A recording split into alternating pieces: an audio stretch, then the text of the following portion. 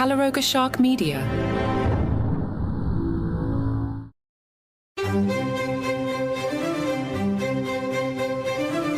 Hello and welcome to Palace Intrigue. I am your host, Mark Francis. Prince William reportedly does not want Prince Harry at William's coronation. The Sunday Times reported that the brothers have not spoken since Elizabeth's funeral in 2022, when according to Harry's book Spare, they barely exchanged a word. A source said to be a friend of William told the Sunday Times they are estranged, which is dreadfully sad, while another added that Harry rarely comes up in conversation with William and explained this year his focus has been very much on his wife, his children, and his father. That bombshell comes from a piece in the Times by Roya Nicker under the headline, Prince Harry at 40. All he does is spend time looking back. The Times highlighted their own article with bullet points, so let's start there. Old friends of Harry say they cannot imagine he is enjoying his gilded exile in California.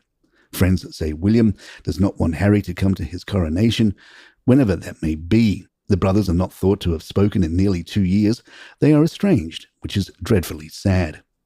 The King is frustrated that Harry is continuing to fight the government over his security in the UK. Charles worries Harry wants to lobby him on the issue, but he will not intervene.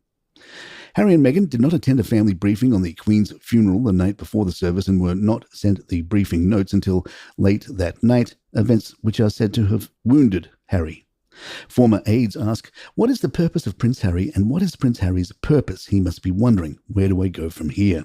Roya writes, on September 15th, Harry will turn 40. Those closest to him say he is at a crossroads after laying his soul bare last year with Spare, the fastest-selling non-fiction book in history.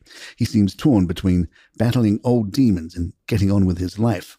All he does is spend time looking back, says one former advisor to Harry. If only he could wrench his neck around and look forwards. Some who have known him since his army days, the time in his life that seemed to give him his strongest sense of self and inspired him to launch the Invictus Games for injured veterans in 2014, think he is grappling with a key unanswered question. What is the purpose of Prince Harry and what is Prince Harry's purpose? As one of his former aides puts it, he loved the army and was very good at his job. The work with Invictus is great and fatherhood was the role he most wanted. So perhaps those are enough for him. But everything else is a bit woolly. I always thought he wanted more from life. I can't help but think he must be wondering, where do I go from here? We'll have more from this bombshell piece tomorrow, as we do want to cover Harry and Meghan's tour, which is now being completely overshadowed by the Times piece's curious timing, as Harry is not 40 for almost another month. Harry and Meghan visited Colegio La Giralda, a school in Santa Fe, Bogota. During their time at the school, they engaged with a kindergarten class where they interacted with students and showcased their Spanish-speaking skills. Harry asked the children their names and ages in Spanish, while Meghan connected with a student by mentioning that her son, Archie, is the same age. Meghan, who has a strong command of Spanish from her time studying in Madrid and interning at the U.S. Embassy in Buenos Aires, impressed the students' staff with her language ability. Father Greg Boyle of Homeboy Industries, a group that supports people moving on after incarceration or gang involvement, told People, she spoke Spanish perfectly with one young woman. She just went right into Spanish, which was a revelation, and it was very good. The couple also enjoyed performances by students in traditional Colombian dress and music, toured the school's historical memory museum, and visited an outdoor classroom where the trees were planted in their honor. The tour included a visit to the school's social and emotional gym, where students demonstrated meditation techniques designed to help balance mental health. The Mirror described the area as a particularly dangerous and violent suburb. The area is Bogota's red light district, a deadly mix of prostitution, drugs, and violence, and best avoided at night, according to locals. It featured on Apple TV series No-Go Zones, the world's toughest places, and was described as an area of Colombian gangsters and pimps in charge and all manner of homeless people where addicts find their way to the wasteland of Bogota. The ring of steel surrounding the Sussexes will raise eyebrows as Colombia has travel advisory warnings from the Foreign Commonwealth Development Office. As an aside, Harry does not stay at places such as Buckingham Palace, presumably over security concerns. Keep your story straight, Harry. The Mirror further reported that Harry and Meghan's security in Colombia includes an officer armed with a Kevlar shield to stop any potential shooter taking aim at the couple. At each event, the couple have attended the Man, part of the local security detail, has been seen jumping out of a vehicle ahead of the couple holding the folding shield. During the visit to the school, the shield was clearly visible behind Harry as he planted a tree in the grounds.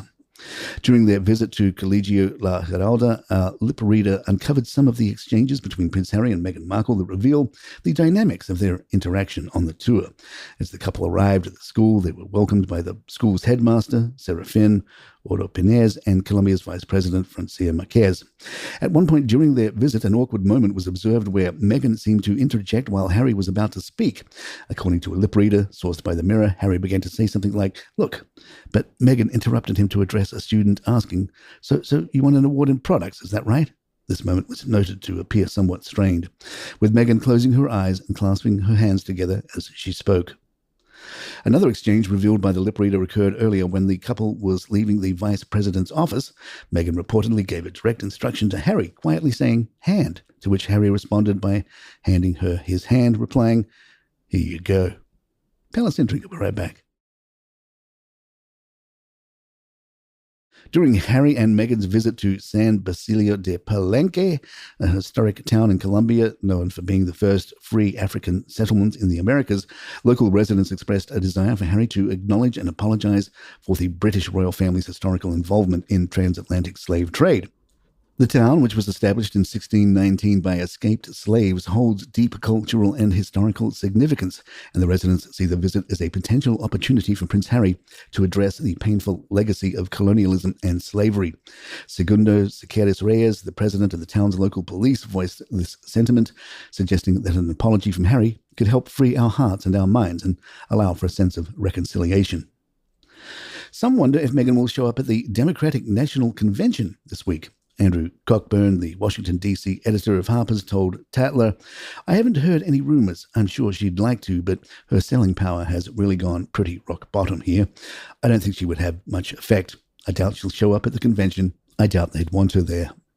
And there you have it. If you'd like to email us, our address is thepalaceintrigue@gmail.com, and please send us a voicemail if you have suggestions or critiques or mispronunciation checks, and we'll play them right here. I'm Mark Francis. My thanks to John McDermott. This is Palace Intrigue. Good times.